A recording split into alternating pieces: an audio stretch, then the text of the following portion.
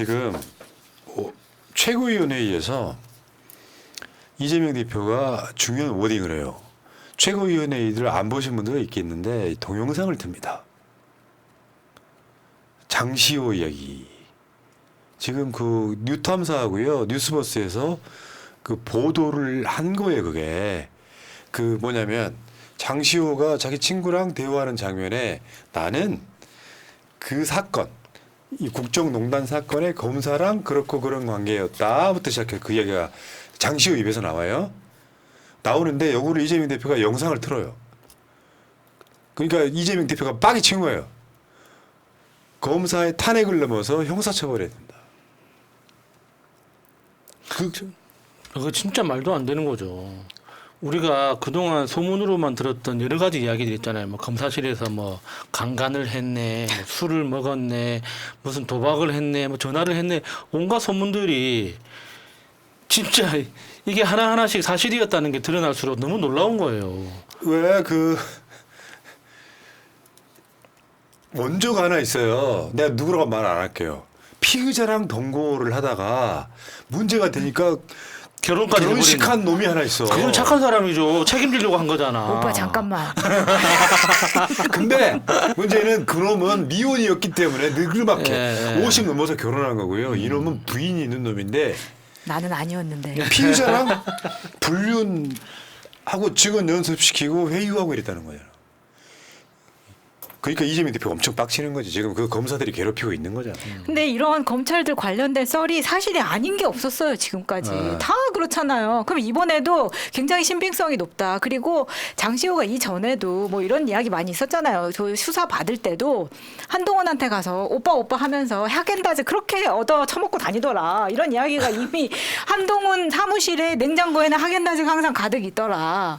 이런 거 보면은 굉장히 그중에서 친화적으로 수사도 오래 받았으니까 이런 가능성이 농후하지 않나라는 의심을 들게 하는 겁니다. 왜 유명한 사건은 전설로 남아있는 레전드. 피의자랑 검사실에서 밖에 남편이 대기하고 있는데. 네, 그 강간했다는 그런 이야기가 있잖아요. 강간 아니야. 뭐 합의 뭐 하여튼 그 아, 상황에서 합의라는 게 무슨 의미가 있는지 모르겠지만 아니 이 정도 되면요 대한민국 검사들한테 수사권 뺏어야 된다니까. 이재명 대표 등에 대한 수사의 문제가 아니라. 그래서 지금 민주당에서 이재명 대표 수사하는 그 자체, 조국 대표 수사했던 그 자체, 뭐 이화영 수사했던 자체를 다 묶어가지고 검사들의 조작질을 특검하겠다까지 나오고 있잖아요. 그거는 특검으로 될 게 아니라 무슨 위원회 같은 거를 뭐 과거사 뭐 검찰 진실위원회 뭐 이런 거 있잖아요. 그러니까 검찰을 해체하면서 검찰이 왜 해체될 수밖에 없었는지를 밝혀내는 그 위원회 같은 차원에서 3년 5년 이렇게 가야지 특검으로 안 될 것 같은데요, 그거는. 참, 아니, 그러니까 왜 이게요 이런 게 있다니까. 사회적으로 내가 검사라고 하면 정의의 사도여야 되잖아. 솔직히 정의의 사도 몇 명이나 있냐고. 없어요. 정의의 사도 몇 명이나 있냐고. 그냥 영감님 되고 싶은 거잖아요. 아니, 연봉을 생각하든가. 근데 검사는 또 연봉이 또 많지는 않아. 그런데 문제는 이런 식으로 해서 정치검사가 되고 전관으로 돈 벌고 그러니까 인생 딱 그거잖아요. 이렇게 막 나쁜 짓만 골라하고 막 다 그렇지는 않겠지만 스폰서에다가 눈사롱하고 있다가 검사를 그만둘 때쯤 되면은 전관으로 한몫 잡고 그러면서 인생 뭐 팔자 피고 이러는 거잖아요. 그자가 어떤 놈은 얻어 걸려서 대통령에 당첨돼 버려요. 여기 빈님도 장시호 영부인을 꿈꿨나? 사다리는 내 밑으로는 없어. 그렇지. 그것도 작거든 이제. 앞으로 대한민국의 검사가 대통령 될 일 있겠어요? 없죠. 이번에 그저 재판에 드러난 거죠. 위례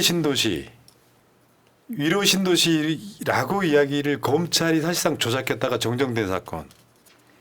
그러니까 원래 남욱이 이야기한 건 위례 신도시는 네가 마음대로 해먹어도 된다 뭐 이런 취지로 말을 했는데 검찰에서 그걸 녹취록으로 푸는 과정에서 저 위례 신도시를 윗사람들이라는 말로 치환해가지고 바꿔가지고 그 윗사람이 이재명 정진상이다 이런 식으로 기소하고 지금까지 재판을 진행을 했다는 겁니다. 아 진짜 여기 이거 봐봐. 그 엄청나요. 녹취록에 나와 어떤 방법이 됐든 문제만 없으면 상관없다. 위례 신도시 너 결정한 대로 다 해줄 테니 공사 직원들에게도 네가 일정대로 진행하게끔 얘기했다. 요게 지금 말하자면 지들끼리 그 경기도시개발공사까지 포함해가지고 지들끼리 해먹는 장면인데 윗 어르신들이라고 조작을 하면서 이게 이재명 정진상 사건으로 만들어버린 조작 사건입니다. 그걸 나무기가 난 그렇게 말 안 했어요. 위례 신도시라고 말했어요라고 재판 중에 정정된 사건이에요. 그러니까 이게 검찰의 굉장히 악랄한 의도가 보이는 게 원래 그 회계사 그 정 회계사 있지 않습니까? 그 사람이 만든 녹취록이 하나가 있고 검찰에서 따로 작성한 녹취록이 하나 있단 말이에요. 근데 그 회계사가 작성한 녹취록에는 저 위례 신도시 저 부분이 잘 안 들려서 뭐 잘 모름 하고 땡땡땡 처리가 돼 있어요. 그러니까 그거를 밝혀내기 위해서 검찰에서 자세히 들어가지고 녹취록을 다시 작성했는데 저 위례 신도시 저 글자를 윗 어르신들이라고 조작해가지고 녹취록으로 만들어서 그 법원에 재판 증거로 낸 거예요. 그럼 이거는 조작이잖아요. 명백한 조작이죠. 그러니까 봐봐. 어떤 방법이 됐든 문제만 없으면 상관없다. 윗 어르신들 너 결정한 대로 다 해줄 테니. 요렇게 해가지고 윗 어르신이 정진상, 이재명, 뭐 이재명이다. 성남시장 등이 다 하게끔 해줬다라고 조작을 해버린 사건이잖아요. 이걸 봐도 안 봐도. 근데 이게 재판 중에 이거 당신이 뭐라고 했었는지 기억이 나느냐 그랬더니 이게 텍스트로만 봐서는 잘 모르겠다. 들려달라고 하잖아요.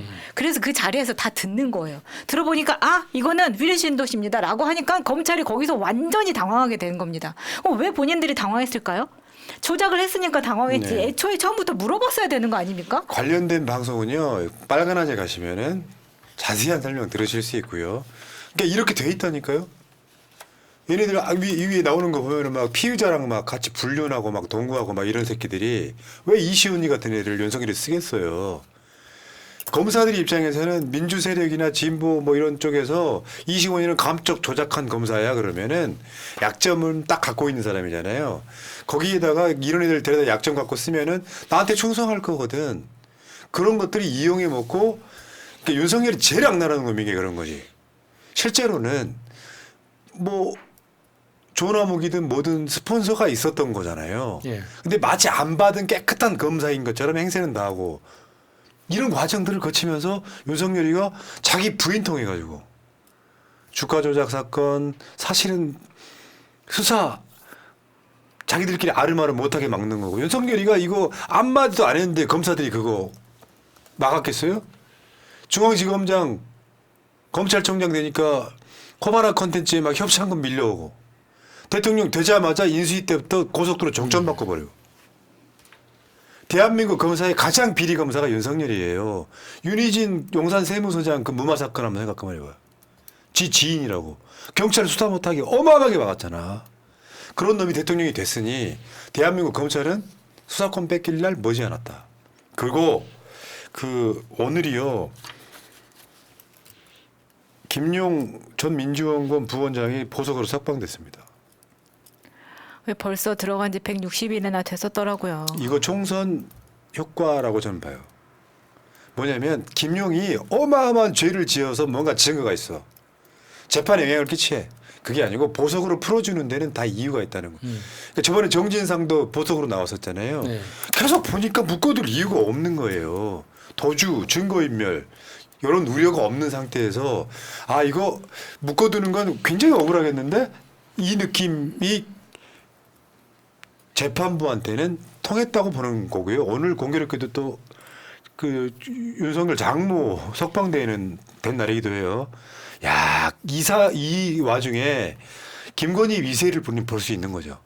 그러니까 사실 가석방 적격 결정이 오늘 난 거고 석방은 사실 14일에 예정이라고 하는데 그러나 마나 우리 엄마는 지금 나와 있는데 니들끼리 뭐 하는 거니? 이거 좀또 그럴 수 있는 경찰병원에 거죠. 주로 있다고 그렇게 알려져 있죠. 그러니까 사실은 그냥 오피셜리 이 문서상에 완전히 자유롭게 해주기 위해서 이 절차를 지금 겪고 하고 있는 거 아닌가라는 생각이 듭니다. 최은순 씨 어디 계시죠 지금?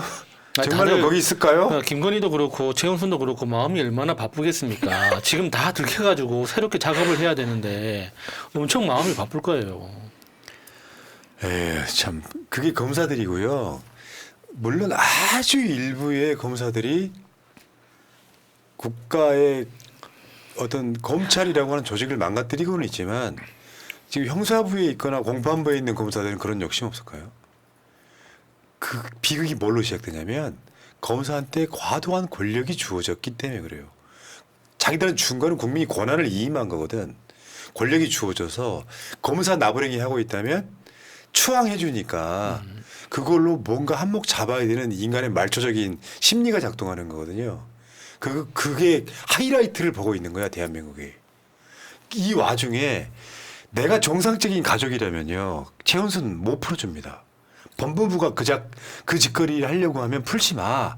금방 나오는데 여기서까지 오해 살 필요 있냐고 할 거 아니에요. 그런데 누군가의 또 비서이 작동한 거야.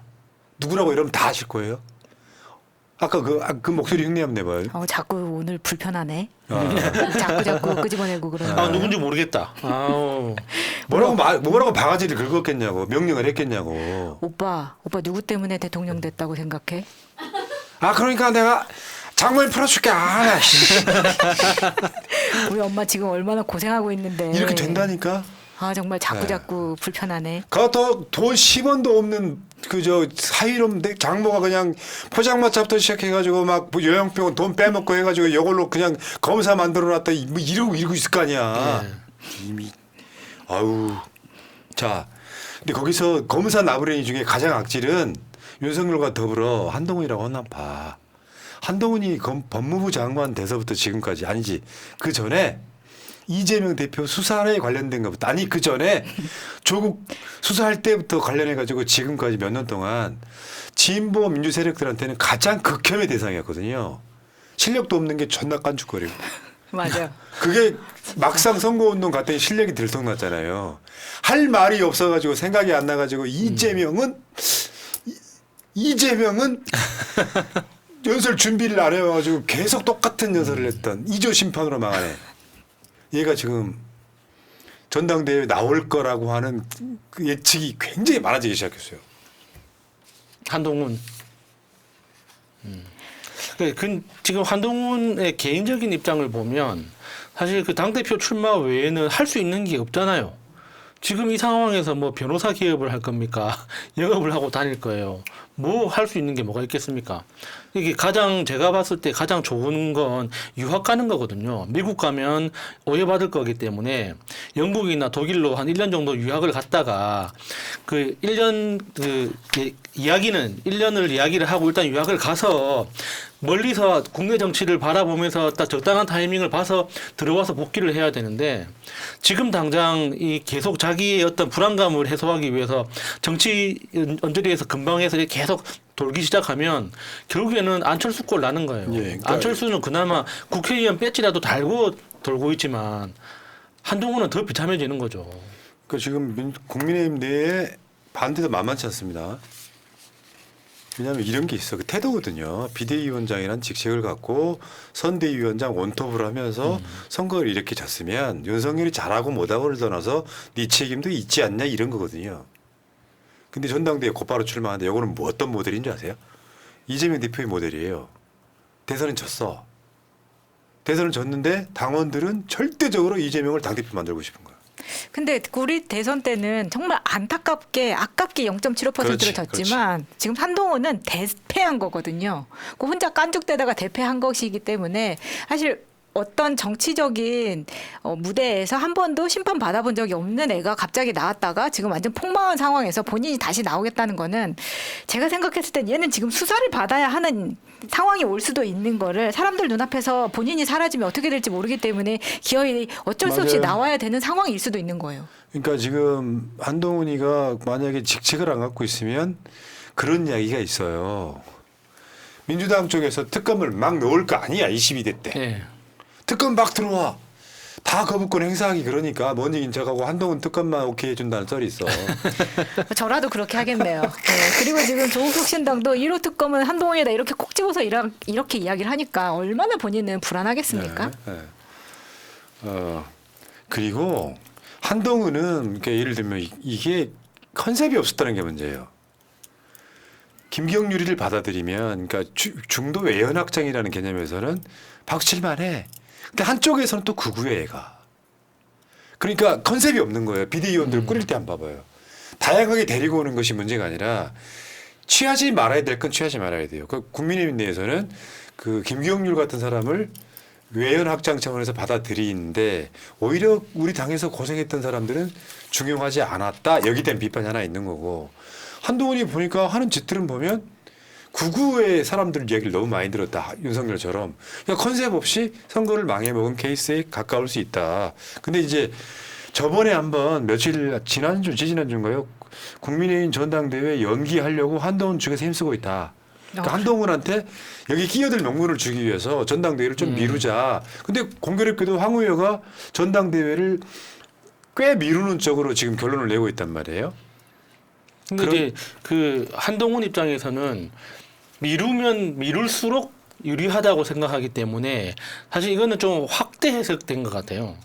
그러니까 황우여 입장에서는 자기 황우여가 가지고 있는 정치적 어떤 지도력이나 정치력 자체가 거의 없다고 해도 거의 뭐 과언이 아닌데 그런 상황에서 자기들이 원내를 정리해가지고 이 전당대회까지 끌고 가기에는 자기가 봐도 물리적인 시간만 4, 50일이 필요한데 지금부터 딱 계산을 해도 결국에는 7월 말 8월 초가 된다.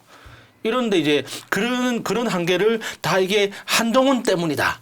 라고 이제 뭐 한동훈의 영향력이 그만큼 크다는 걸 언론에서는 말하고 싶은가 본데 사실 제가 볼 때는 그거 아닌 것 같거든요. 그러니까 황 의회도 한동훈을 비판을 했어요. 쉽게 표현하면 선거 컨셉이 잘못됐다고.